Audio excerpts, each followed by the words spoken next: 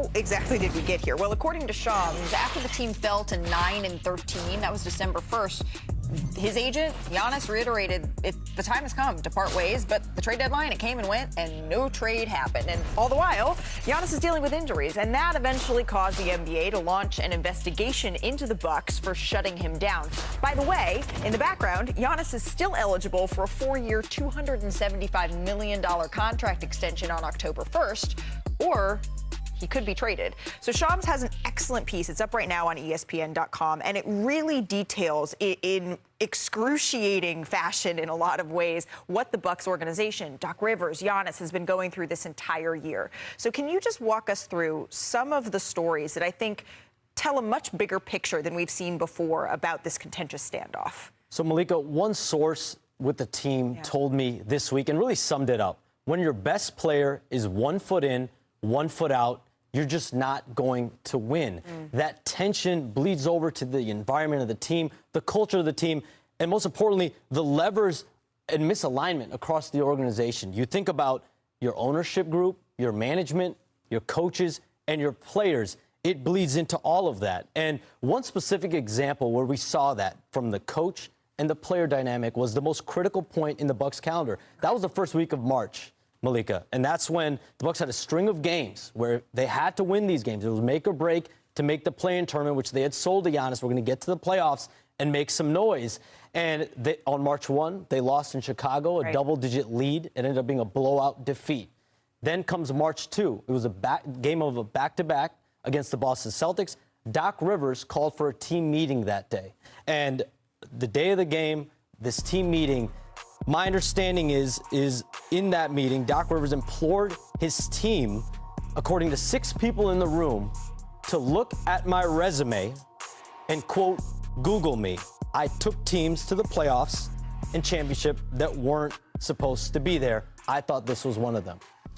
That was not well received internally. And that was just another example of the disconnect between player and coach. I'll give you another example. Wait a second. Danny's laughing. I want to hear this. It wasn't taken too. well? No. Wow. I couldn't believe that wasn't taken. Have you ever had a coach say that? Look at my resume, Google me? I've had some things. And I was coached by Doc. I wouldn't say a lot surprised. Doc was very good at talking to the group.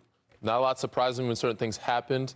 And I've been a part of organizations where superstars are 1 foot in, 1 foot out. Right. You know, I've had the Kawhi situation. I've had Ben Simmons situation, even James Harden. It didn't get prolonged this far out or this long. I feel like Giannis should have been moved a long time ago. Right. But Doc, sometimes, again, I mean, there's a young group in here. I don't know. That laugh was very knowing, but you had another example. There was another example that also rubbed players the wrong way, but also was a big part of the second half of the season. March 21st, they had a game in Phoenix. There was a shoot-around that day. And my understanding is there was another team meeting, but this only had the veteran players in it, the coaches and the veteran players. So the Giannis of the world, the Bobby Portises, Kyle Kuzmas, Miles Turner, Taurean Prince, etc. And in that meeting, Doc Rivers, one by one, addresses each player, gives them feedback. Taurean Prince, Kyle Kuzma, gets to Miles Turner, and that's when multiple people in the room told me that Doc Rivers let Miles Turner know that he felt disappointed in Turner's play, that he expected more this season. And as the group started to exit the meeting was wrapping up, Giannis and Bobby were not addressed in that meeting. They're the 2 long-standing players on the Bucks. So as everyone's starting to move away, they both speak up. They both address the group. So Bobby Portis speaks up, but Giannis particularly, he's been at the focus of all of this. Right. In front of the coaches, in front of everyone. He stands to support Kyle Kuzma and Taurean Prince. And Miles Turner specifically telling him, listen, I let you down. It's my fault I wasn't healthy. I wasn't able to be there for you. I'm not disappointing you. It's on me. I should have been there for you and been available. And that, again, shows what the message was from the coach and what the message is from the star player, and clearly a disconnect internally there. There's so much within what you just said. Is Iman Shumpert still there? Shumpy's still around. Yeah, there he is. Here. I'm curious what your reaction is to everything that we just heard Shams detail. Honestly, I'm curious to how Shams knows all that information coming out of a locker room. The best in the business right here. I am shocked. But to hear that, I definitely agree with Shams that it's like when you hear that disconnect, if you're in that locker room, I can only imagine the uncertainty that you're dealing with. as far as what's the plan for me individually, what's the plan for the team now, what's the plan for the coaching now that, you know, there's a disconnect with the team. There's just a lot of question marks that now can creep into your locker room, and I don't like that for them. So what now, Shump? You've been on many NBA teams. You've been on teams competing for championships. You've been on teams that are struggling and would have been in the play-in range if that was something that was happening. What now for Giannis? Right now for Giannis.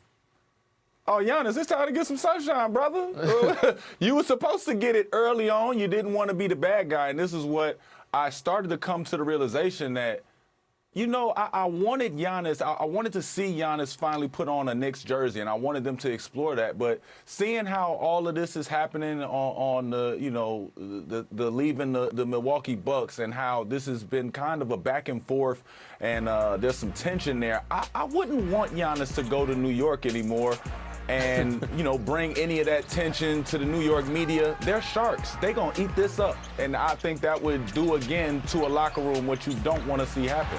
So now, to get some fresh air, you want to get the media off your back, you want to get everybody off your back, go ahead and go play in Golden State with Steph. That's what I want to see now. I don't think the media is going to be any light there. I mean, wherever he goes, he's going to bring the media with him. It don't got to be light. Yeah, it don't got to be light. It's just Steph could save him. For sure, maybe so. We don't know who can, but he definitely needs a new home. I do appreciate him stepping up for his guys.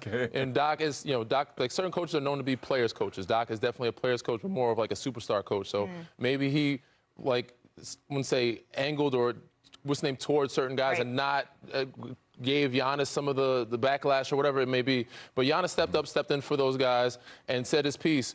And, you know, sometimes that could rub superstars the wrong way. So, but in the sense of Giannis going to New York, I wouldn't mind seeing him in the New York Knicks jersey. I think he can handle the media there.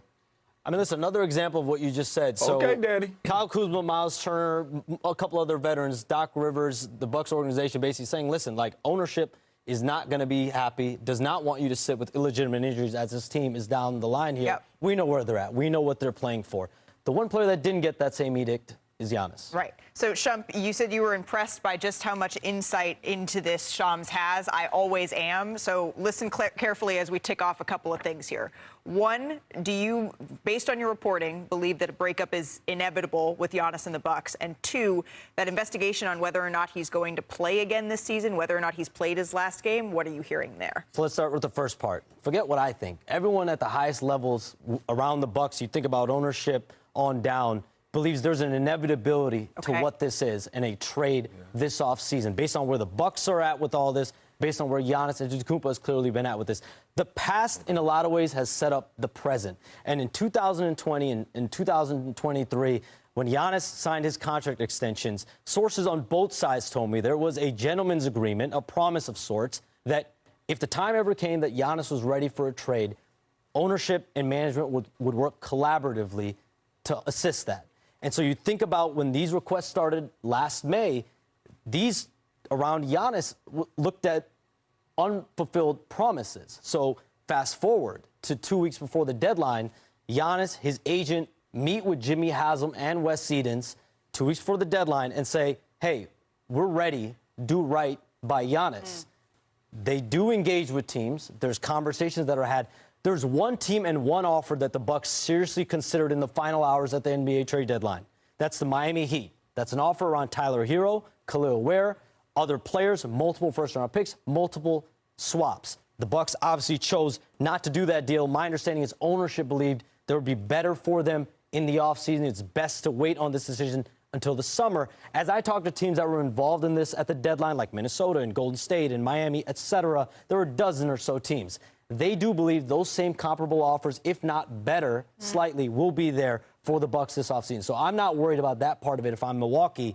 But Giannis will have 1 year left on his deal, and that does give him significant leverage in terms of how much a team is willing to give up if he's not ready and willing to extend. Okay, and you said something very important there. This offseason is when your sources are saying this, not extending into next season, this offseason. Shump, last word on this, because you were making all sorts of faces over there in New York. Because I was leaning in. I don't really have any more on the situation. I just know, Shams, when you go to sleep at night, lock that phone into the safe at your hotel. Make sure nobody gets a hold of it. I don't know how you know all that, brother. Gentlemen's agreement here from me will make sure the phone is safe. All right, let's get to another former MVP, because